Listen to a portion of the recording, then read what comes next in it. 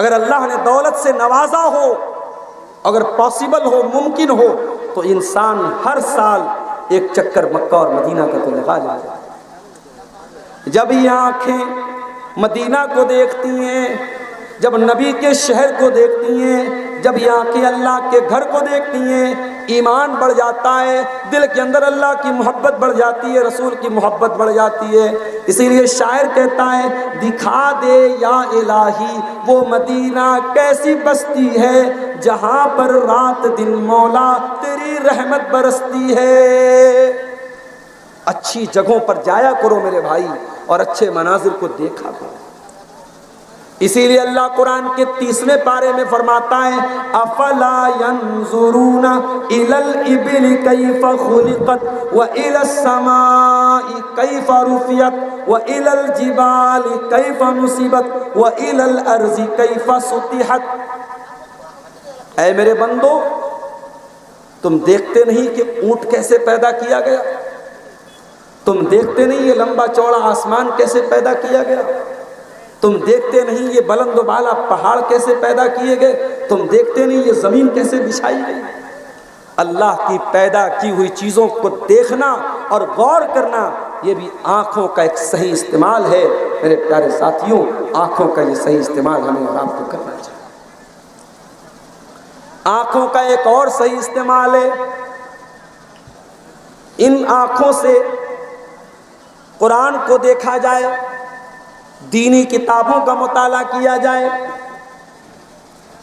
اتنی بڑی شیرسا بادی برادری ہے، کٹیہار سے لے کر کے کشن گنج تک آپ لوگ پھیلے ہوئے ہیں، ہر سال آپ جلسہ کراتے ہیں، اور ایسا بھی نہیں کہ بالکل ان پڑھ لوگ ہیں، بہت سارے پڑھے لکھے لوگ ہیں۔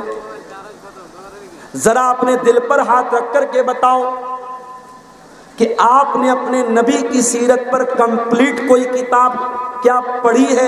میں علماء کی بات نہیں کرتا، میں عام لوگوں کی بات کر رہا ہوں۔ بنگلہ بھاشا آپ جانتے ہیں، کیا بنگلہ زبان میں آپ نے اللہ کے نبی کی جیون کے اوپر، اللہ کے پیارے نبی کی زندگی کے اوپر کوئی کتاب پڑھی ہے؟ اپنی ماں بہنوں سے کہنا چاہتا ہوں، کیا آپ نے اللہ کے نبی کی بیویوں کے اوپر، اللہ کے رسول کی پتنیوں کے اوپر، کیا آپ نے ان کی زندگی کے اوپر کوئی کتاب پڑھی ہے؟ نہیں پڑھی ہے۔ ہمیں سے اکثر لوگوں کا جواب ہوگا، ہم نے نہیں پڑھا ہے۔ کیوں نہیں پڑھا ہے میرے؟ آنکھوں کا صحیح استعمال یہ ہے، اچھی کتابوں کا مطالعہ کیا جائے، اچھی کتابوں کو پڑھا جائے، قرآن کی بھی تلاوت کی جائے، نبی کی حدیثوں کو بھی پڑھا جائے، نبی کی سیرت کو بھی پڑھا جائے، آنکھوں کا صحیح استعمال کیا جائے۔ اور آنکھوں کا ایک غلط استعمال بھی آپ کو بتا دیتا ہوں، کسی پڑوسی کے دروازے پہ جا کر کے تاک جھانک کرنا، کسی کی شرمگاہ کو دیکھنا، کوئی پیشاب کر رہا ہے، کوئی لیٹرین کر رہا ہے، دور سے اس کو دیکھ کر کے بےہودہ کمنٹ کرنا۔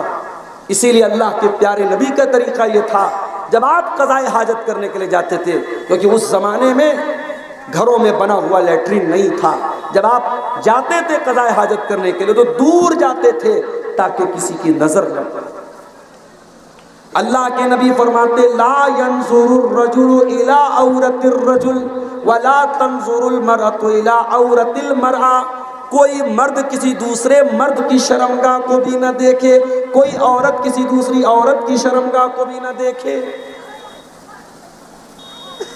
اللہ کے نبی فرماتے ہیں، اگر کوئی اپنے پڑوسی کی تاک جھانک کر رہا ہے، فَفَقَعُوا عَيْنَهُ، اور پڑوسیوں نے اس کی آنکھ پھوڑ دی، تو ان کے اوپر کوئی جرمانہ، کوئی پینالٹی نہیں لگے گی۔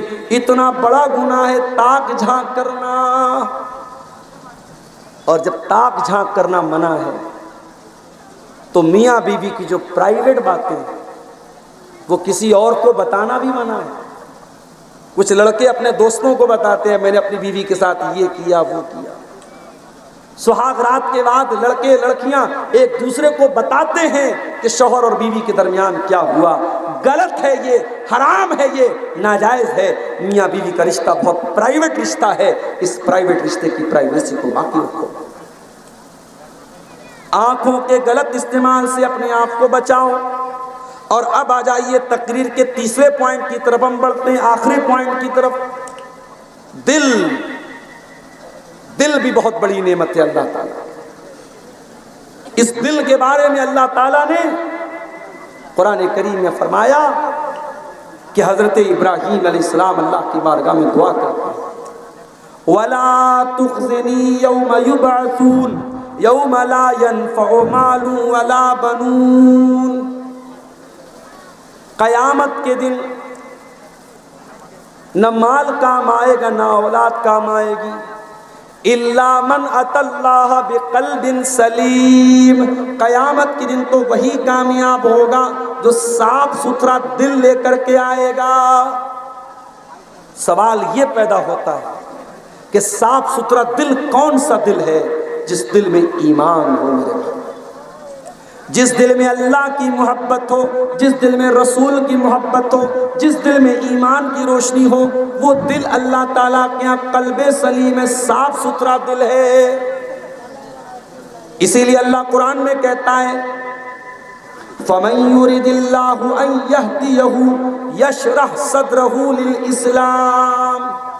جس کے سینے کو اللہ تعالیٰ جس کو ہدایت دینا چاہتا ہے، اس کے سینے کو اللہ تعالیٰ کھول دیتا ہے، اس کے دل میں ایمان کی روشنی پیدا کر دیتا ہے۔ آپ نہیں جانتے میرے بھائی، ابھی میں نے پڑھا کہ ہمارے دیش کی ایک سکھ عورت، ایک سکھ لڑکی جو گانا گاتی تھی، سنگر تھی، اس نے اسلام قبول کر لیا۔ آپ نہیں سوچ سکتے اللہ تعالیٰ کب کس کے دل کو ہدایت دیتے۔ اسلام کے بڑے کٹر دشمن جو مسلمانوں پر ظلم و ستم کر رہے ہیں، مسلمانوں کے گھروں پر بلڈوزر چلا رہے ہیں، مسلمانوں کو مار رہے ہیں، ظلم کر رہے ہیں، ہم نہیں جانتے۔ ہو سکتا ہے اللہ تعالیٰ کسی بہانے سے ان کے دل کو بھی ایمان کی طرف پھیر دے۔ اللہ کو تو وہی دل پسند ہے جس دل میں ایمان کی روشنی ہے۔ ہمارے اتر پردیش میں ایک جگہ ہے اعظم گڑھ۔ اعظم گڑھ کے ایک ہندو پریوار میں ایک لڑکا پیدا ہوا، لڑکے کا نام تھا باکے رام۔ لڑکا جوان ہوا، بڑا ہوا، اس کے آس پاس میں مسلمان بھی رہتے تھے، پڑھا لکھا تھا۔ اس کے من میں جگیاسا پیدا ہوئی، دلچسپی پیدا ہوئی اسلام کے بارے میں جاننے کی۔ اس نے ادھین کیا، مطالعہ کیا، اسلام کو قبول کیا، مسلمان ہو گیا۔ مسلمان ہونے کے بعد اس لڑکے کو اور اعلیٰ تعلیم حاصل کرنے کا شوق پیدا ہوا۔ اس نے اعظم گڑھ سے بہت لمبا سفر کیا، تمل ناڈو میں پہنچا، اور تمل ناڈو میں ایک بہت بڑا ادارہ ہے جامعہ دارالسلام عمر آباد، وہاں جا کر کے اس نے ایڈمیشن لیا۔ وہاں جا کر کے اس نے 8 سال تک دین کی تعلیم حاصل کی، مولوی کا سرٹیفکیٹ مل گیا، عالم کا سرٹیفکیٹ مل گیا اس کو۔ وہ لڑکا پھر وہاں سے مدینہ پہنچا اور جامعہ اسلامیہ مدینہ منورہ میں ایڈمیشن لیا۔ وہاں جا کر کے اس نے BA کیا، MA کیا، PhD کیا، حدیث کے معاملے میں بہت بڑا ماہر بن گیا۔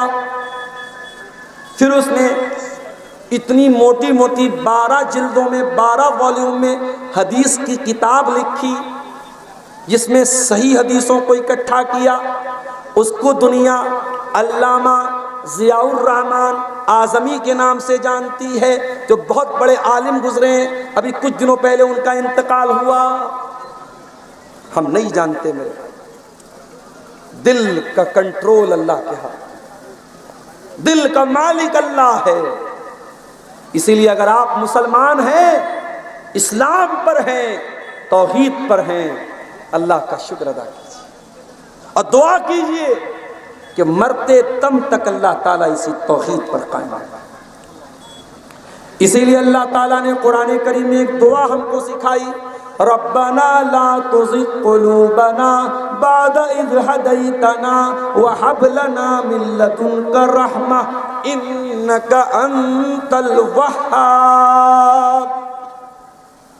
اے پروردگار، ایمان لانے کے بعد اب دوبارہ ہم غلط راستے پہ نہ جائیں، اب گمراہی کے راستے پہ نہ جائیں، ہمارے دل کو تو بچا کے رکھ، ہمارے دل کو سرکشت رکھ، ہمارے دل کی حفاظت فرما۔ تو دل کو اگر سنبھال کے رکھنا ہے تو دل کو ایمان کی روشنی سے منور کر کے رکھو۔ دل کی حفاظت کرنا ہے تو گناہوں سے بچو، غلط کاموں سے بچو، اس لیے کہ بندہ جب گناہ کرتا ہے، اللہ کے نبی فرماتے ہیں جب بندہ کوئی گناہ کرتا ہے، نُقِطَتْ فِي قَلْبِهِ نُقْطَةٌ سَوْدَاء، اس کے دل کے اوپر ایک کالے رنگ کا دھبا ڈال دیا جاتا ہے۔ اور اگر بندہ توبہ کر لیتا ہے، اللہ سے معافی مانگ لیتا ہے، وہ دھبا مٹا دیا جاتا ہے، ورنہ بار بار وہ دل پر دھبا پڑتا چلا جاتا ہے، یہاں تک کہ ایک دن ایسا آتا ہے بندے کا دل بالکل کالا پڑ جاتا ہے۔ دل کو کالا ہونے سے بچا لو میرے بھائی، دل کو نرم بناؤ، دل کو سافٹ بناؤ، دل کو کومل بناؤ، دل کو کٹھور مت بناؤ۔ ہو سکے تو کبھی کبھی قبرستان جایا کرو، ماں کی قبر پہ جاؤ، سوچو کل تک ماں زندہ تھی، آج قبر میں چلی گئی۔ کل تک میں گھر میں آتا تھا، میری ماں مجھ سے پیار بھی کرتی تھی، مجھ کو ڈانٹا بھی کرتی تھی، آج میں چاہ کر کے بھی نہ ماں کو دیکھ سکتا ہوں نہ ماں مجھے دیکھ سکتی ہے۔ ہو سکے تو کبھی کبھی قبرستان جایا کرو اور اپنے لوگوں کی قبر پہ جایا کرو، آپ کے دل کی سختی کچھ کم ہو جائے گی میرے بھائی۔ اسی لیے اللہ کے نبی فرماتے ہیں قبرستان جایا کرو، فَإِنَّهَا تُذَكِّرُكُمُ الْآخِرَةَ، قبرستان جانے سے تمہیں آخرت کی یاد آئے گی، تمہارا دل سافٹ ہو جائے گا، تمہارا دل نرم پڑ جائے گا۔ اور دل کو اگر بچانا چاہتے ہو میرے پیارے ساتھ، ایک کام اور کرو، قرآن کریم کی تلاوت کے ذریعے بھی دل نرم ہوتا ہے۔ اللہ نزل احسن الحدیث کتابا متشابہا مثانیہ تقشعر منہ جلود الذین یخشون ربهم ثم تلین جلودهم وقلوبهم الی ذکر اللہ۔ قرآن سن کر کے انسان کا دل سافٹ ہوتا ہے، انسان کے رونگٹے کھڑے ہو جاتے ہیں۔ اپنے دل کو سافٹ کرنا ہے تو قرآن کریم سے اپنا تعلق جوڑ دو۔ دل کو اگر نرم بنانا ہے، دل کی حفاظت کرنا ہے تو اپنے دل کو اللہ کے ذکر سے، اللہ کی یاد سے آباد کرو، دل میں اللہ کی محبت پیدا کرو۔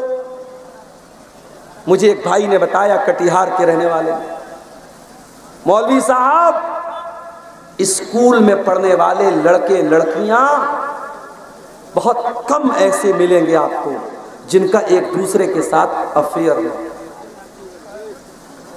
میں اسکول میں پڑھنے والے بچوں کی حوصلہ شکنی نہیں کر رہا ہوں، میں یہ نہیں کہہ رہا ہوں کہ اسکول میں پڑھانا غلط ہے، مگر یہ آپ ہی کے کٹیہار کے بھائی نے مجھ کو بتایا کہ میری نالج میں جتنے لڑکے لڑکیاں اسکول میں پڑھ رہے ہیں، کسی کا کسی کے ساتھ کنیکشن ہے، کسی کا کسی کے ساتھ کنیکشن ہے۔ ان حرام اور ناجائز محبتوں نے آج زنا کو حرام کر دیا ہے۔ میرے پیارے ساتھیوں، اپنے دل کو حرام اور ناجائز محبتوں سے نکال کر اپنے دل میں اللہ کی محبت پیدا کرو، جو ایمان کی نشانی ہے۔ اللہ تعالیٰ نے قرآن کریم کے دوسرے پارے میں فرمایا والذین آمنوا اشد حبا للہ، ایمان والوں کے دل میں سب سے زیادہ اگر کسی کی محبت ہوتی ہے، اللہ کی محبت ہوتی ہے۔ اللہ کی محبت اپنے دل میں پیدا کرو۔ یہ ناجائز محبتیں، یہ حرام محبتیں، یہ گرل فرینڈ، یہ بوائے فرینڈ کے رشتے، یہ ذلیل کر دیں گے آپ کو، یہ دنیا برباد کر دیں گے آپ کی، یہ آخرت برباد کر دیں گے آپ کی۔ میرے پیارے ساتھیوں، اگر دل میں کسی کی محبت کو سجانا ہے اور دل میں کسی کی محبت کو پیدا کرنا ہے، اللہ کی محبت کو پیدا کرو میرے ساتھ۔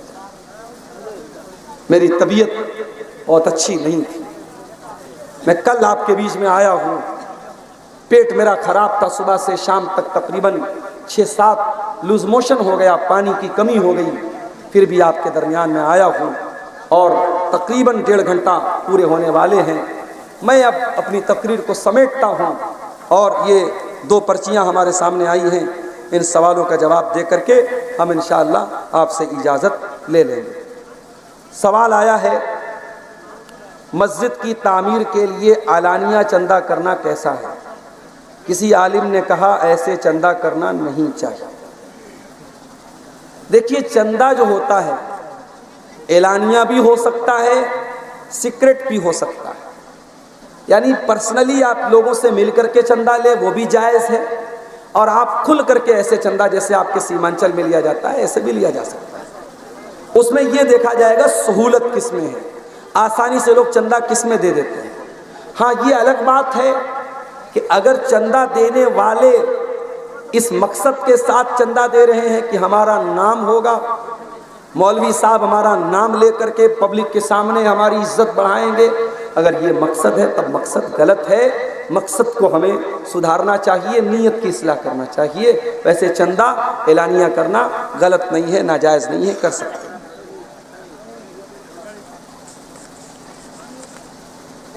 دوسرا سوال آیا ہے، کسی عالم نے دعویٰ کیا ہے کہ مسجد کی تعمیر کے لیے اعلانیہ چندہ کرنا اور اس روپیے کو مسجد میں لگانا حرام ہے۔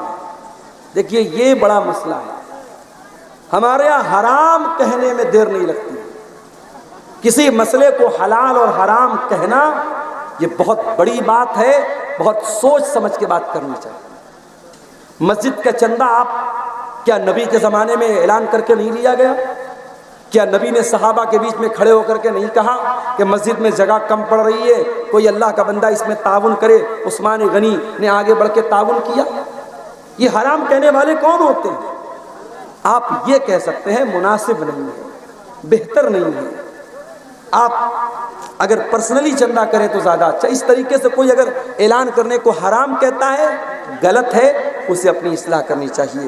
میرے عزیزوں، آخر میں جاتے جاتے کہوں گا کہ یہ پروگرام، یہ مدرسے کا چندہ ہے نا، مدرسے کا جلسہ ہے، مدرسے کا جلسہ ہے۔